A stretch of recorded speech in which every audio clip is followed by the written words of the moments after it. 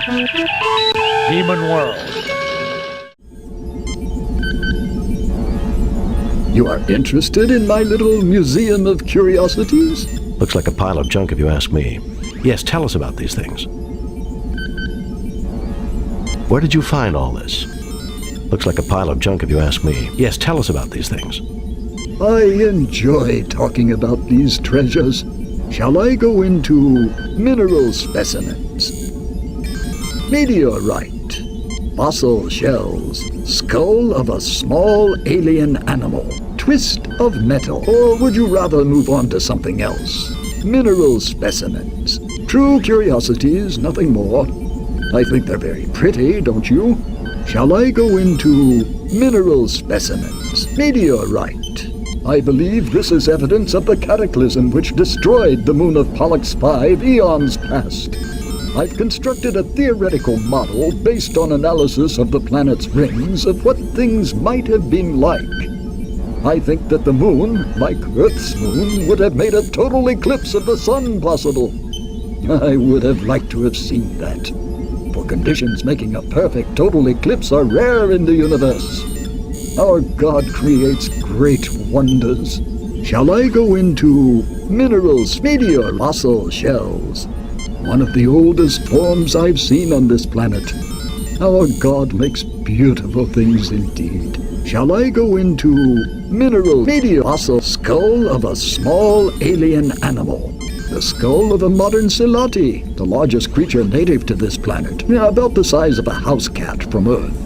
The Salatis combine a rather insectoid pattern with four-legged reptilian form, including praying mantis-like forelimbs.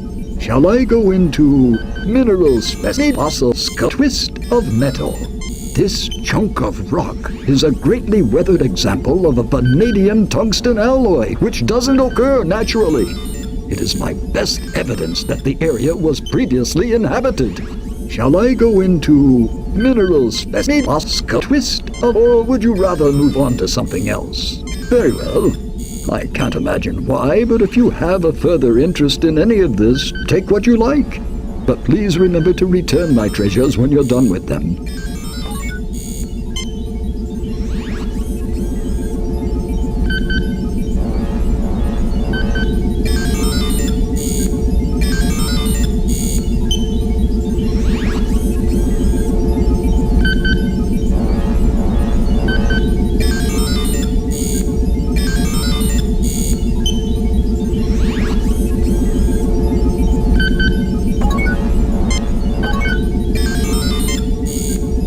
An old-fashioned computer.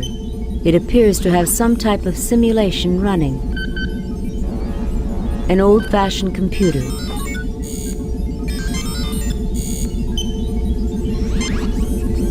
A vintage 8012-86 of the mid-21st century. It is a fine museum piece.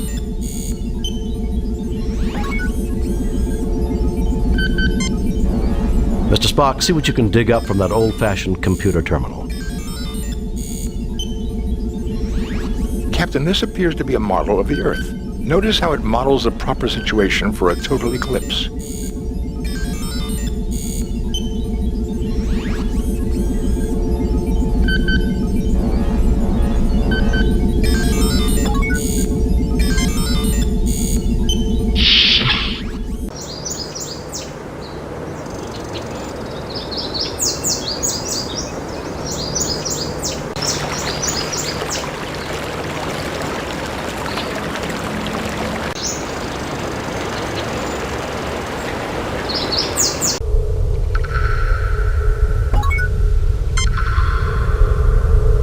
This hand was taken from the Klingon outside the cave.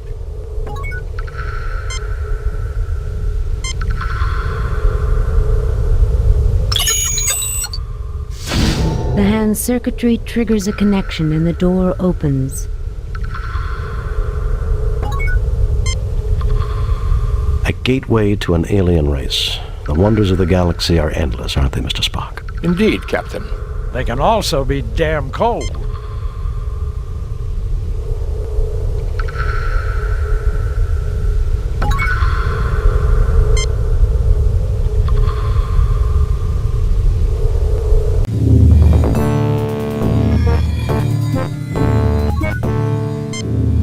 Many alien machines fill the room. It appears to be an abstract piece of alien art. It looks like a control panel with slide switches. This appears to control some unusual security equipment. Many alien machines fill the room. James T. Kirk, captain of the Enterprise. Spock is analyzing the alien machines. Dr. McCoy looks back. Ensign Everts is looking around. I'm just a security officer, sir. I wonder who or what constructed all this. Logically, the machinery is sustaining some type of life in suspended animation. If we can reactivate the machines, then we may be able to meet its creators. I think we found the answer to our mystery. Fascinating, Captain. It is a diagram of a lunar eclipse of this planet. See how the red sphere, the moon, is casting a shadow on the blue sphere, Pollux 5. This must be a very old piece of work, because this planet's moon was destroyed thousands of years ago. The machinery is waiting for the gravitational pull of another eclipse to activate it, an eclipse that will never come. And one other thing, Captain. This may also be a diagram showing the proper settings on that control panel. This control panel is a manual override for the alien life support equipment. This alien construction takes readings of mental activity. It also activates manufacturing equipment related to security and includes a short-distance transportation device. It is an alien life support system, Captain, utilizing geothermal energy. It is still functioning, waiting for some sort of signal.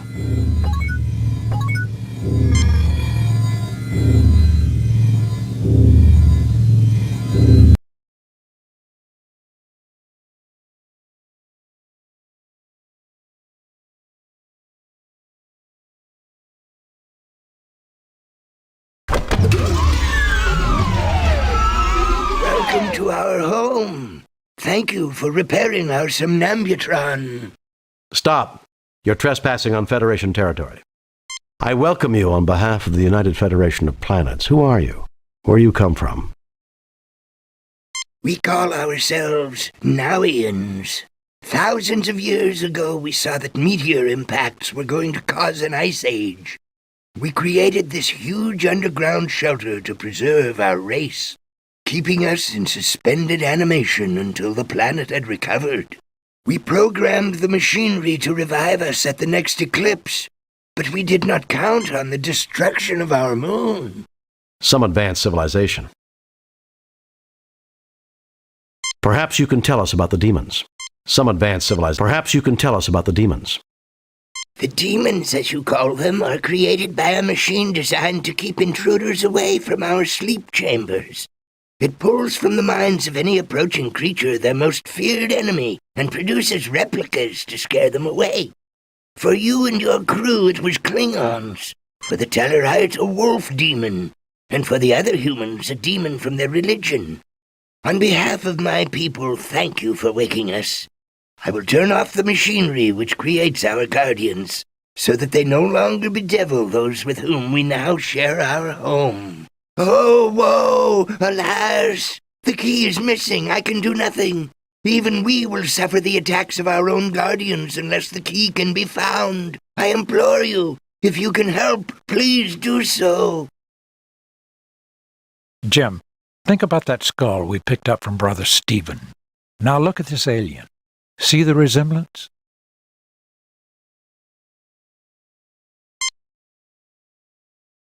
A child? No, I see many differences. This must be what our people who did not slumber have become. Still, I would like to see these remains properly interred, according to the precepts of our religion. May I keep this? Of course. I think you will get along well with the Pollux inhabitants, and I'm sure you will have interesting theological discussions. I think I should return it to where I got it from. No, I want to keep it as a memento for myself. Of course, I think you will get along well with the Pollux inhabitants, and I'm sure you will have interesting theological discussions.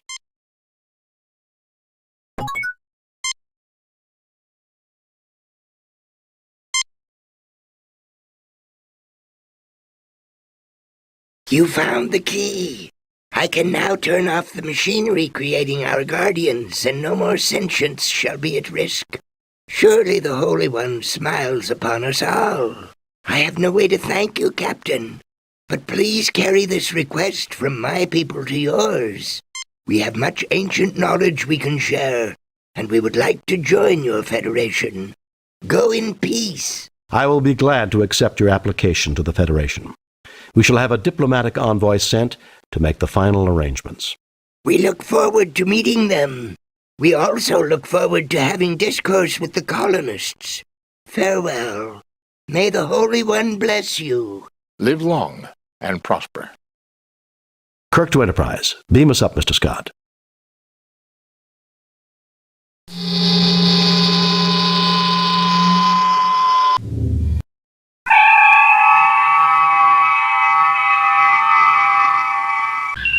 Message from Starfleet. On screen, Lieutenant. We have read your report on the problems at Pollux 5 and evaluate your performance at 100%. You and your crew received 4 commendation points. A perfect mission, Jim. You are a model for all Starfleet. I might have known there weren't any demons. We all have demons of our own, Bones. The ones we can't confront are often the hardest to deal with. These demons were based on fear, Captain, a human failing. I don't know, Spock. Everything that I've ever read about demons describes them as having pointy ears.